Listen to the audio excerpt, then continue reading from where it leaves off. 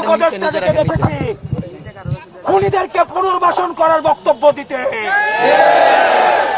আমরা সেই সব উপদেষ্টাদেরকে মনে করিয়ে দিতে চাই, ছাত্র জনতার অভ্যুত্থানের মধ্য দিয়ে আপনি উপদেষ্টা হয়েছেন।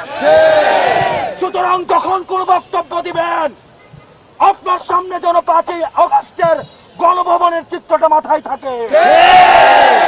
আপনার সামনে যেন 5ই আগস্টের পার্লামেন্টের চিত্রটা মাথায় থাকে। যারা স্বৈরাচারকে পুনর্বাসন করতে চায়, যারা খুনি হাসিনাকে পুনর্বাসনের মতো বক্তব্য দিতে চায়, আমরা ছাত্র জনতা যেভাবে তাদেরকে উপদেষ্টা বানিয়েছি, ঠিক একইভাবে গদি থেকে ছুড়ে নামাতে আমরা দ্বিধা করব না। আজকের এই মঞ্চ থেকে আমি 3টি দাবি জানাতে চাই। 1 নম্বরে, যারা খুনিদেরকে পুনর্বাসন করার জন্য ব্যাকস্টেজে মেকানিজম করছেন, আপনাদের এই প্লটিং এর আমরা 20 দাঁত ভেঙে দিব। এবং আমরা বলতে চাই, আমরা সচেতন করে দিতে চাই উপদেষ্টাদের, আপনারা সচেতন হয়ে যান, আপনাদেরকে ছাত্র জনতা প্রতিহত করবে। সুতরাং খুনিদেরকে পুনর্বাসন করার কোন ধরনের চিন্তা আপনারা করবেন না। আমার 2 নম্বর আহ্বান মিডিয়া ভাইদের প্রতি, গণমাধ্যমের সাথে আমাদের সৌহার্দ্যপূর্ণ সম্পর্ক, আমাদের তাদের সাথে সৌহার্দ্যপূর্ণ সম্পর্ক ছিল, আছে এবং থাকবে। আমাদের আন্দোলনকে সার্বজনীন করার ক্ষেত্রে গণমাধ্যমের অবদান অনস্বীকার্য। এই ফ্যাসিজমকে উৎখাত করতে গণমাধ্যমের ভূমিকা অনস্বীকার্য। কিন্তু আমরা দেখতে পাচ্ছি কিছু কিছু গণমাধ্যম খুনিদের পুনর্বাসনের ষড়যন্ত্রে লিপ্ত হচ্ছে। আমরা আপনাদেরকে হুঁশিয়ার করে দিতে চাই, আমরা আপনাদেরকে আহ্বান করতে চাই, আপনারা জনতার কাতারে নেমে আসুন।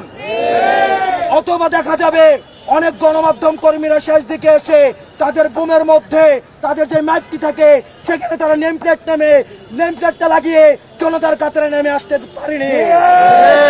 সুতরাং আপনাদের জন্য সেই ভবিষ্যৎ না হয়।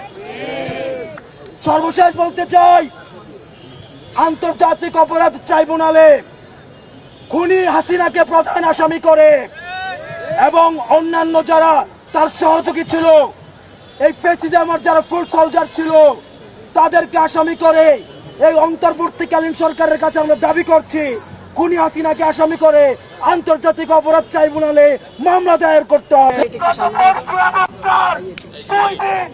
আপনাদের অক্লান্ত পরিশ্রমে আমরা দেখছি, আমরা তন্ত্রের বিভিন্ন পর্যায়ে ওইখানে দেন ধরো হায়না এবং শকুনরা কু করার চিন্তা করছে। আমরা জানিয়ে দিতে চাই, বাংলাদেশের ছাত্র নাগরিক যখন এক হয়েছে, তখন আপনাদের এসব কুকুরের মতো লেজ গুটিয়ে পালাবে। আমরা আপনাদেরকে বলে দিতে চাই, যখনই প্রয়োজন হবে আমরা ডাকবো আপনাদেরকে, আপনাদের রাস্তায় নেমে আসতে হবে। যতবার এই আশঙ্কা হোক, আমরা ঐক্যবদ্ধ ভাবে সকল কু দমন করব।